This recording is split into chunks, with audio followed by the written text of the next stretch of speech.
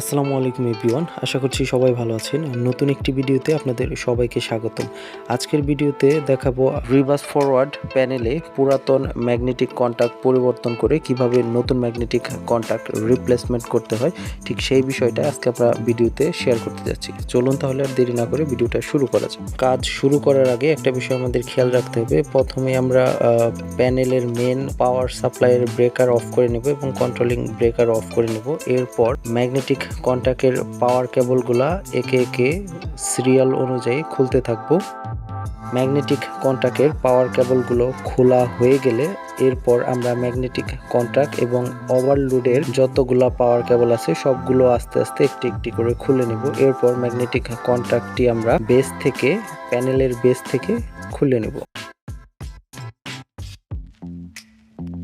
দেখতেই পাচ্ছেন magnetic কন্টাক্টটি base থেকে খোলা হয়ে গেছে। এখন আমরা নতুন একটি ম্যাগনেটিক কন্টাক্ট বেসে ঠিক আগে যেভাবে লাগানো ছিল ঠিক সেইভাবে লাগিয়ে নেব। ম্যাগনেটিক কন্টাক্ট বেশ কয়েকটি কারণের জন্য চেঞ্জ করা হয়ে থাকে, যেমন যদি কন্টাক্টের কয়েল শর্ট হয়ে থাকে, ম্যাগনেটিক কন্টাক্টের কন্টাক্ট প্লেটগুলো ঠিকমতো কাজ না করে, ম্যাগনেটিক কন্টাক্টের স্প্রিং নষ্ট হয়ে যায়, অথবা ম্যাগনেটিক কন্টাক্টের কয়েলের সাথে যে অক্সিলারি ব্লকগুলো থাকে সেগুলো নষ্ট হয়ে যায়।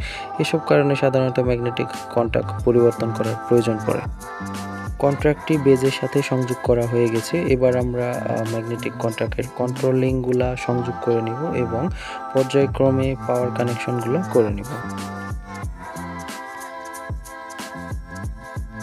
কন্ট্রোলিং কেবল এবং পাওয়ার কেবলগুলো ম্যাগনেটিক কন্টাক্টের সাথে খুব দৃঢ়ভাবে টাইট করে নিতে হবে, যেন কোনো অবস্থাতেই লুজ না থাকে। রিভার্স ফরওয়ার্ড কিভাবে কানেকশন করতে হয়, কিভাবে পাওয়ার কানেকশন করতে হয়, কিভাবে কন্ট্রোলিং করতে হয়, এই বিষয়ে একটি খুব শীঘ্রই আপনারা একটা আমার চ্যানেলে ভিডিও পাবেন। এর জন্য চ্যানেলটি সাবস্ক্রাইব করতে ভুলবেন না। কন্ট্রাক্টের ইনপুটে পাওয়ার কানেকশনের কেবলগুলো সংযুক্ত করা হয়ে গেছে। এবার কন্ট্রাক্টের আউটপুট থেকে ওভারলোড সংযুক্ত করে নেব এবং ওভারলোডের আউটপুট থেকে লোডের কেবল সংযুক্ত করে নেব। বাই দ্য ওয়ে, আজকে আমাদের সম্পূর্ণ ভিডিওতে হেল্প করেছেন আমাদের আরিফ ভাই।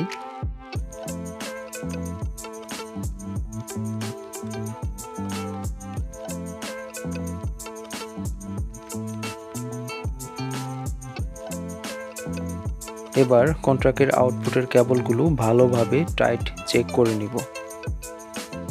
ওকে, দেখতে পাচ্ছেন আমাদের কন্ট্রাক্ট রিপ্লেসমেন্টের কাজ হয়ে গেছে।